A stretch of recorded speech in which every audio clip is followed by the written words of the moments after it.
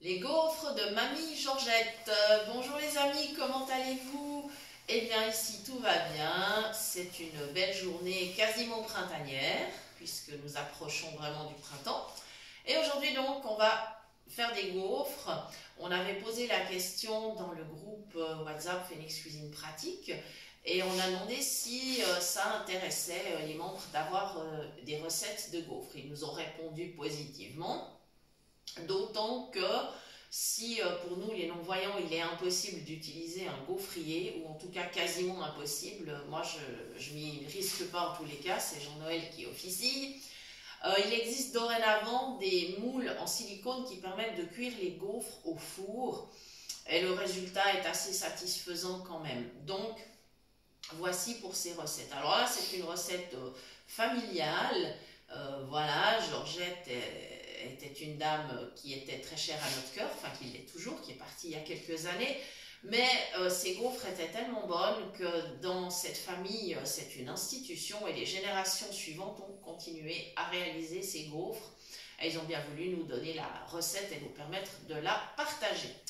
Voilà, donc je vous donnerai dans cette vidéo 2 recettes de gaufres, on en reparle tout à l'heure. Alors, les proportions.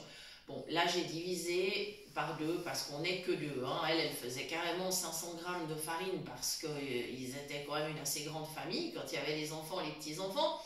Là, aujourd'hui, on va rester un petit peu plus modeste au niveau des proportions.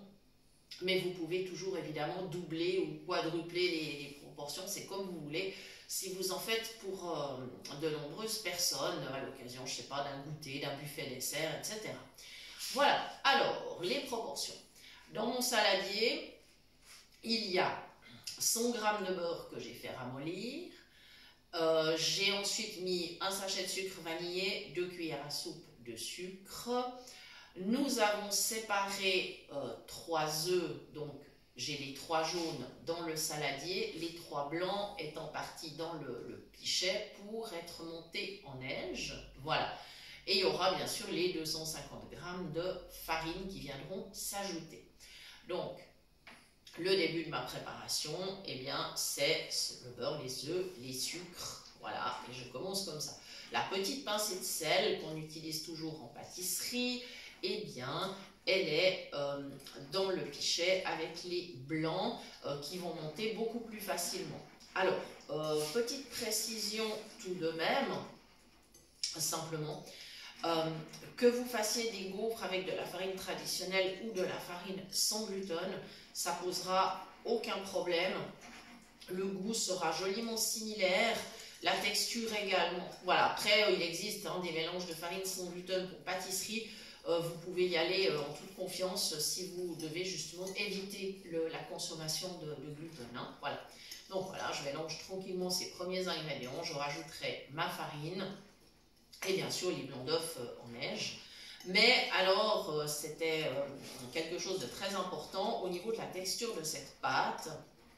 Elle doit être en définitive entre une pâte à crêpes et une pâte à cake pour la texture, hein, pour l'épaisseur, on va dire, de la pâte. Voilà. Donc, voilà, je vais aller faire une chose, vous savez quoi? Je vais aller mettre un petit torchon sous mon saladier qui a tendance à glisser. C'est pas grave, je vais aller chercher à la cuisine.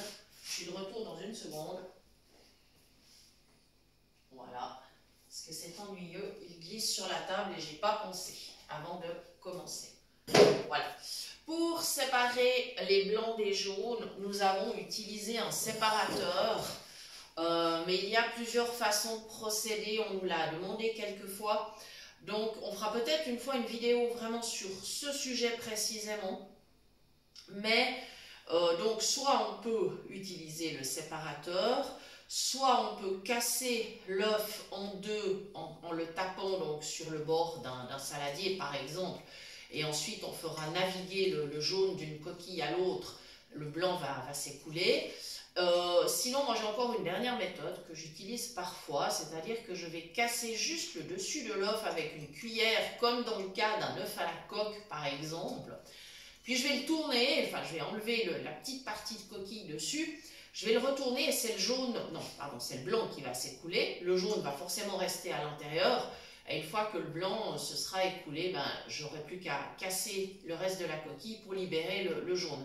Mais je précise que pour réussir à séparer des blancs et des jaunes, il faut impérativement des œufs le plus frais possible. Et les avoir mis au frigo, ça aide. Je sais qu'on doit conserver les œufs à température ambiante, mais vraiment, les mettre au frigo, ça aide beaucoup. Voilà. Bon, allez, on y va avec la farine. Alors, si notre pâte est trop épaisse, on rajoutera simplement de l'eau. Alors, Georgette, elle précisait bien de l'eau et pas du lait. Elle disait surtout pas du lait. Alors bon, on va suivre le conseil, hein, bien sûr. Je ne sais pas quelle en était la raison exactement, mais bon, ok. Moi, j'obéis, hein, parce que, oula, pas me faire gronder. Hein. Voilà, je continue à mélanger. Et là, effectivement, ça va venir quand même assez épais, je pense. Mais c'est pas grave, parce que je vais ajouter mes blancs en neige et mon eau. Voilà. Alors, les blancs en neige, on les ajoutera en soulevant, si possible, la masse. Ouais, là, ça va commencer à venir épais. J'ai déjà ajouté un peu d'eau, parce que j'ai mes mains pleines de farine en plus. Voilà. Donc, je vais rajouter un petit peu d'eau déjà, sinon je vais être trop... Alors, on y va doucement avec l'eau quand même. Hein. Essaye de pas... Voilà. Et voilà. Et ça, donc, ce sera cette première recette de gaufres qu'on fera cuire, donc, nous, sur le fer, parce que Jean-Noël est là. Sinon, ce serait dans le four. Alors, les petits moules silicone pour faire les gaufres, ils se trouvent un peu partout. Vous pouvez les acheter par correspondance. Ils sont d'un prix raisonnable.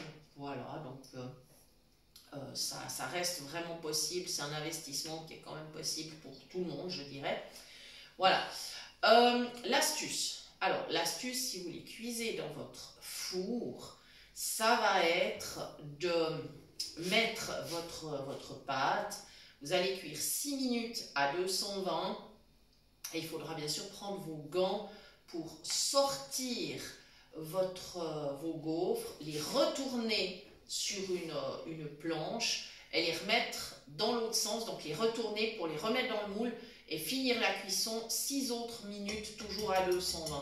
Parce que ça permettra d'avoir un extérieur croustillant et un intérieur moelleux. Voilà, donc c'est ça l'idée, d'accord? Voilà, j'ajoute quand même de l'eau parce que ma pâte est bien épaisse, mais c'est pas grave. Voilà, donc ça c'est pour la cuisson au four.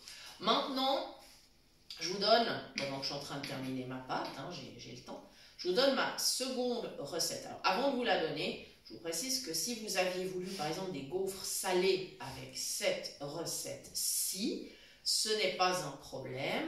Vous pourriez simplement supprimer le sucre vanillé et le sucre. Voilà, tout simplement.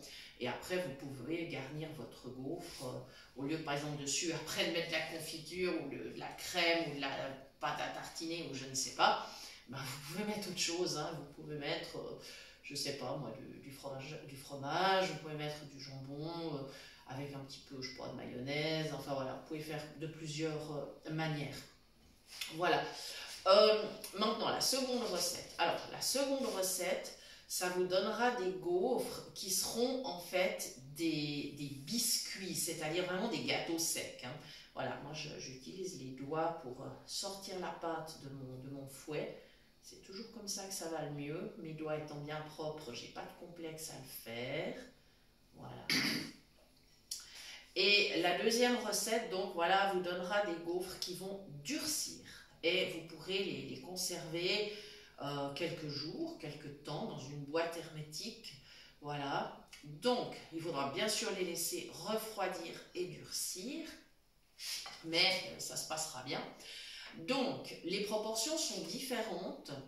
Alors, ce sera 160 g de beurre, 160 g de sucre, 160 g de farine, une pincée de sel et 4 œufs. Voilà.